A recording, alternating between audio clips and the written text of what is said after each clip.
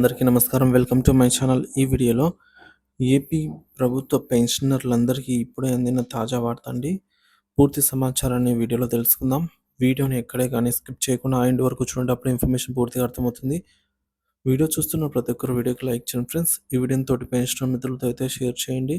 కొత్తగా మన ఛానల్ చూస్తున్నారు ఇంకా ఎవరైనా సబ్స్క్రైబ్ చేసుకున్నట్లయితే వెంటనే మన ఛానల్ని సబ్స్క్రైబ్ చేసుకోండి.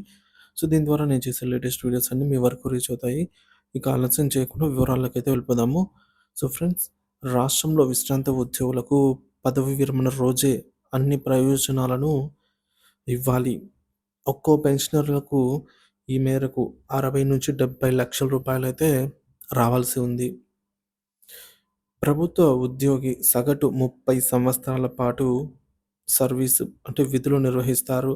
పదవి విరమణ చేసిన తర్వాత శేష జీవితాన్ని ప్రశాంతంగా గడపాలని కోరుకుంటారు.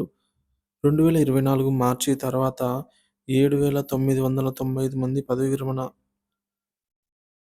అలాగే ఒక్కొక్కరికి సగటున రావాల్సిన మొత్తము 60-70 లక్షల రూపాయలు. జీపీఎఫ్, అలాగే గ్రాట్యుటీ, ఏపీజీఎల్ఐ, కమ్యూటేషన్ ఇటువంటి బిల్లులన్నీ పెండింగ్‌లో ఉన్నాయి. గ్రాట్యుటీ తప్ప మిగతా సొమ్ము ఉద్యోగులు దాచుకున్నదే. వారి సొమ్ము వారికి ఇవ్వటానికి ఇబ్బందులు పడుతున్న వైనం ఇప్పుడు మనం కళ్ళారా చూస్తున్నామన్నమాట. సో కమిషన్ ఇచ్చేవారికి పైరవీ కార్ల బిల్లులకు ఆమోదం అన్నమాట. ఉద్యోగం చేసినంత కాలం తాను దాచుకున్న జీపీఎఫ్, ఏపీజీఎల్ఐ అర్జిత సెలవులు సొమ్ములు అందుతాయని, ప్రభుత్వం నుంచి గ్రాట్యుటీ లభిస్తుంది అని ఆశిస్తారు. పిల్లల చదువులు, పెళ్ళిళ్ళు, సొంత ఇంటి నిర్మాణము, చేసిన అప్పులు తీరడము అంటే మనకు పాత అప్పులు అలాంటివి. ఇలా ఎన్నో ప్రణాళికలు వేసుకొని ఉంటారు. కానీ సర్కార్ మాత్రం వారి ఆశలను అడియాసలు చేస్తోంది.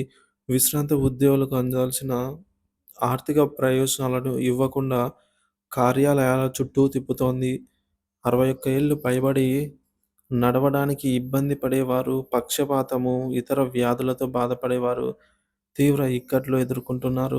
సొమ్ములు అందక విశ్రాంత ఉద్యోగుల గోసపడుతున్నారు. తమ డబ్బులు తమకు ఇవ్వాలని ప్రభుత్వాన్ని వేడుకుంటున్నారు. వాస్తవంగా ఉద్యోగి పదవి విరమణ చేసిన రోజే ఆయనకు ఇవ్వాల్సినటువంటి అన్ని ఆర్థిక ప్రయోజనాలను అందించి, శాలువాతో సత్కరించి ఇంటి వరకు ప్రభుత్వ వాహనంలో దింపాలి. రిటైర్డ్ ఉద్యోగుల ఆర్థిక ప్రయోజనాల బిల్లులను నెలలు గడుస్తున్నా చెల్లించటం లేదు. వీటన్నిటిని క్లియర్ చేయాలి అంటే దాదాపుగా 5,000 కోట్ల రూపాయలు పైనే అవసరమవుతాయని అంచనా. బిల్లులు క్లియర్ కాకపోవడంతో కొందరు కోర్టులను ఆశ్రయిస్తున్నారు. కోర్టు కూడా ఈ మేరకు పదవి విరమణ రోజే లేదా గరిష్టంగా 2 వారాలు 2 వీక్స్‌లో మొత్తం వారికి రావాల్సినటువంటి ఆ బిల్లులు ఏవైతే ఉంటాయో అవన్నీ క్లియర్ చేయాలని తీర్పు కూడా ఇచ్చింది. ఇక ఒక్కో రిటైర్ ఉద్యోగి 60-70 లక్షలు రావాలి. సాధారణంగా ఉద్యోగి రిటైర్ అయిన తర్వాత ప్రభుత్వం తన సొంత ఖజానా నుండి ఇచ్చేదేం పెద్దగా ఏమి ఉండదు. ఉద్యోగి దాచుకున్నదే ఎక్కువ. సో ఉద్యోగి తన పదవీ విరమణ కాలంలో దాచుకున్న సొమ్ములనే చెల్లించాల్సి ఉంటుంది. ఇలా ఒక్కో ఉద్యోగి జీపీఎఫ్ అని, ఏపీజీఎల్ఐ అని, కమ్యూటేషన్, గ్రాట్యుటీ, అర్జిత సెలవులు సరెండర్ చేయడం వంటి వాటన్నిటిని కలుపుకొని దాదాపుగా 60-70 లక్షల వరకు వస్తూ ఉంటాయి. అలాగే ఒక్కో ఉద్యోగికి జీపీఎఫ్ కింద సగటున 8-10 లక్షలు వరకు అందుతుంది. ఈ లెక్కన ఉద్యోగి రిటైర్ అయిన వెంటనే దాదాపుగా 15 లక్షల వరకు అందుతుంది. మరి రిటైర్ అయిన తర్వాత ఎల్ఐసి కింద జమ అయిన సొమ్మును ఇచ్చేయాలి. దీని కింద 6 లక్షల వరకు అందుతుంది. ఉద్యోగి 300 వరకు అర్జిత సెలవులు ఎర్న్డ్ లీవ్స్‌ను నిల్వ చేసి పెట్టుకోవచ్చు. వీటిని రిటైర్ అయిన తర్వాత ప్రభుత్వానికి అప్పగిస్తారు. ఈఎల్స్‌కు సంబంధించి ఒక్కొక్క ఉద్యోగికి 12-15 లక్షల వరకు సొమ్ము అందుతుంది. ప్రభుత్వం తన సొంత ఖజానా నుంచి 16 లక్షల గ్రాట్యుటీ ఇవ్వాలి. ఇలా అన్ని రకాల ఆర్థిక ప్రయోజనాల కింద ఒక్కో ఉద్యోగికి 60-70 లక్షల వరకు సొమ్మును ప్రభుత్వం వెంటనే అందజేయాలి. 2024 మార్చి 31న ఆ తర్వాత ఏప్రిల్ నుంచి రిటైర్ అవుతున్న వారికి ప్రభుత్వం సొమ్ములు చెల్లించడం లేదు. వీరందరికీ బిల్లులు క్లియర్ చేయాలి అంటే 5,000,00,00,000 వరకు అవసరమవుతాయని అంచనా వేస్తున్నారు. కమిషన్‌లు ఇచ్చేవారికి చెల్లింపులు. సో, కమిషన్‌లు ఇచ్చేవారికే చెల్లింపులనమాట.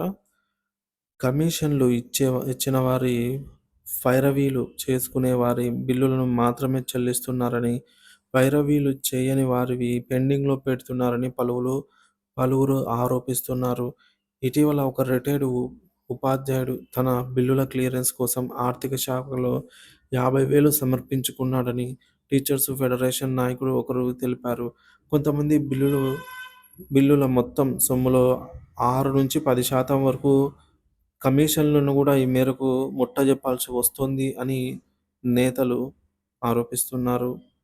సాధారణంగా డీడీఓలు మన బిల్లులు చేసి పంపగానే ట్రెజరీల నుంచి టోకెన్ అనేది జనరేట్ అవుతుంది. ఈ టోకెన్‌లు సీరియల్ నంబర్ల వారీగా బిల్లులను పరిష్కరించుకుంటూ రావాలి. అంటే బిల్లులను సీరియల్ నంబర్‌గా క్లియర్ చేసుకుంటూ రావాలి. ఇప్పుడు డీడీఓ ప్రయారిటీగా ఫస్ట్ ఎవరుంటే వాళ్ళ టోకెన్ నంబర్ అయితే ఇస్తారనమాట. తర్వాత వాళ్ళకి ఈ విధంగా గవర్నమెంట్ ఒక్కొక్కరికి ఇట్లా క్లియర్ చేసుకుంటూ రావాలనమాట. సో, కానీ ఈ పైరవీలు చేసుకునే వారికే ఫస్టు వారికే జమ చేయడం. కమిషన్‌లు ఇచ్చే వారి బిల్లులను చివర ఎక్కడో ఉన్నా సరే ఫస్ట్ ప్రయారిటీగా వారికే క్లియర్ చేస్తూ ఉన్నారని కూడా ఆరోపణలొస్తున్నాయి. ఇప్పటికైనా రిటైర్ అయిన ఉద్యోగుల బిల్లులపై దృష్టి పెట్టాలని నేతలు కోరుతున్నారు. మరి చూడాలండి. ఈ మేరకు మీకు పెన్షనర్లు ఎవరైనా ఉన్నట్లయితే, మీకు ఇంకా ఎవరికైనా సొమ్ము రానట్లయితే ఎంత రావాలనేది కామెంట్ ద్వారా తెలియజేయండి ఫ్రెండ్స్. ఈ విధంగా కోర్ట్ గూడా ఏం చెప్పిందంటే మనకు ఏదైతే అమౌంటు రిటైర్ అయిన ఉద్యోగులకు ఆ రోజు అమౌంట్ ఇవ్వాలి అని కోర్ట్ కూడా చెప్పింది. లేదంటే దాదాపుగా గరిష్టంగా 2 వారాల లోపు ఆ అమౌంట్‌ను వారి అకౌంట్‌లో వారికి జమ చేయాలి అని జెప్పి కోర్ట్ కూడా ఈ మేరకు తీర్పు ఇచ్చింది. సో, మరి ఇది ఫ్రెండ్స్ ఇప్పటి వరకు ఉన్నటువంటి తాజా సమాచారము. వీడియో నచ్చినట్లయితే లైక్ చేయండి, షేర్ చేయండి. సో, ఏపీ ప్రభుత్వ ఉద్యోగ మరియు పెన్షనర్లకు సంబంధించినటువంటి తాజా సమాచారం కోసం మన ఛానల్‌ని సబ్స్క్రైబ్ చేసుకొని అప్డేట్స్ ఫాలో అవుతుండండి. అలాగే ఈ జనవరి నెలకు సంబంధించి ప్రతి నెల జీతాలు మరియు పెన్షన్‌లు జమ అయ్యే తాజా అప్డేట్ న్యూస్ అయితే మన ఛానల్ ద్వారా అందిస్తూనే ఉంటాను. సో, అటువంటి అప్డేట్స్ కోసం తప్పకుండా మా వీడియోస్‌నైతే చూస్తూ ఉండండి. మీ అభిప్రాయాన్ని కామెంట్ ద్వారా తెలియజేయండి friends. Thank you for watching this video.